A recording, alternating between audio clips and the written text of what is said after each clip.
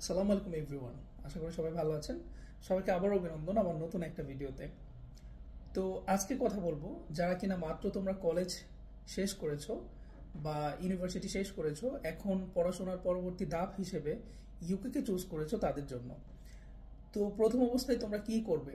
অনেকেই কিন্তু অনেক স্বপ্ন দেখে বা চিন্তা করে যে আমি ইউকেতে যাব বা অন্য কোনো দেশে যাব পড়াশোনার জন্য, কিন্তু তারা সুন্দর একটা গাইডলাইন বা অনেক কিছু না জানার ক্ষেত্রে কিন্তু অনেকে এই জিনিসটাকে স্কিপ করে, যে আমি বুঝতেছি না বা এটা মানেই হয়তো বা ফ্রড হয়। তো এই জন্য কিন্তু অনেকে পিছিয়ে যায়। আমার দেখা অনেকে পিছিয়ে গেছে, তারপর হয়তো বা অনেকে আসছে। সো এরকম আর কি। তো আমি তোমাদেরকে প্রথম একটা কথা বলি, যারা কিনা ব্যাচেলরের জন্য আসবে বা মাস্টার্সের জন্য আসবে, সেম সেম বিষয়। তো প্রথমত হচ্ছে তোমাকে নিজে থেকে একটু ঘাটাঘাটি করতে হবে যে আমি আসলে কোন সাবজেক্টটা নিয়ে পড়তে চাই। সো এটা হচ্ছে ফার্স্ট একটা বিষয়, যে আমি আসলে কোন সাবজেক্টটা নিয়ে পড়তে চাই।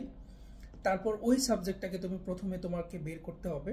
তারপর ওই সাবজেক্ট কোন কোন ইউনিভার্সিটিতে আছে ইউকের ভিতরে, সেই ইউনিভার্সিটিগুলো তোমাকে বের করতে হবে। আর এটা তো ভেরি সিম্পল, তুমি গুগলে গিয়ে যদি ওই ইউনিভার্সিটির ওয়েবসাইটে যাও তাহলেই তুমি দেখতে পারবে যে তোমার পছন্দের সাবজেক্টটা ওই ইউনিভার্সিটিতে আছে কিনা।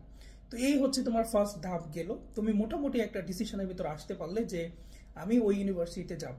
তারপর ওই ইউনিভার্সিটির যে রিকোয়ারমেন্টগুলো আছে, ম্যাক্সিমাম সব ইউনিভার্সিটির রিকোয়ারমেন্ট মোটামুটি সেম।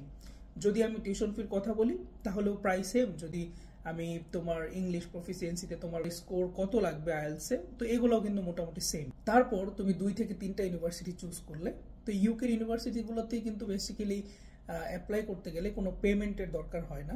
ইনিশিয়ালি তোমার কোনো পেমেন্ট লাগবে না, যেটাকে বলে অ্যাপ্লাই বা অ্যাপ্লিকেশন ফি, এরকম কোনো কিছু লাগবে না। তারপর তুমি কোনো একটা এজেন্সির থ্রুতে বা নিজে নিজে চাইলে ইউনিভার্সিটিতে অ্যাপ্লাই করতে পারো।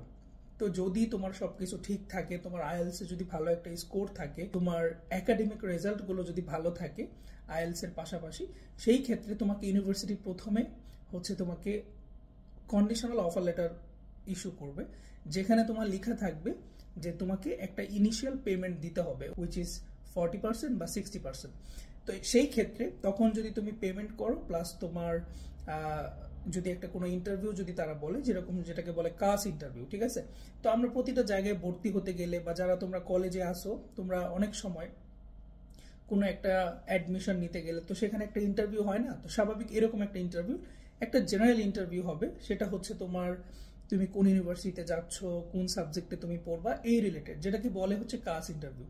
সো কাস ইন্টারভিউ কমপ্লিট করার পর ইউনিভার্সিটি হচ্ছে তোমাকে দিবে আনকন্ডিশনাল অফার লেটার, সাথে তোমার জন্য ওই কাজটা ইস্যু করবে।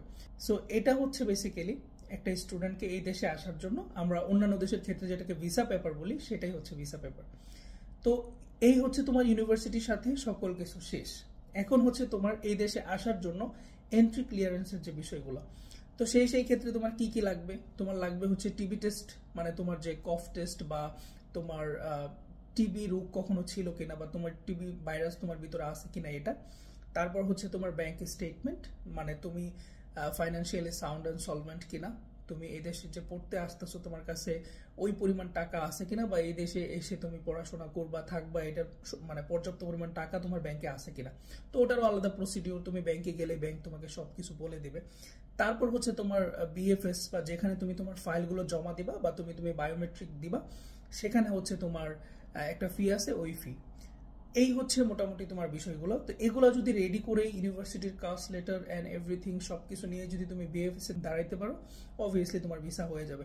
তো এই হচ্ছে ফুল প্রসিডিওর।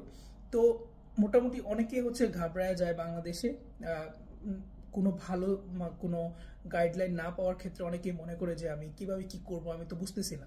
না, তোমাকে বুঝতে হবে। যারা আমার এই ভিডিওটি দেখছো, তোমরা যদি চাও আমাকে কমেন্ট সেকশনে জানাতে পারো যদি কোনো কনফিউশন থাকে, বা যারা অলরেডি ইউকেতে আসো তাদেরও যদি কোনো রকমের কোনো প্রবলেম থাকে আমাকে ভিডিওর কমেন্ট বক্সে জানাতে পারো।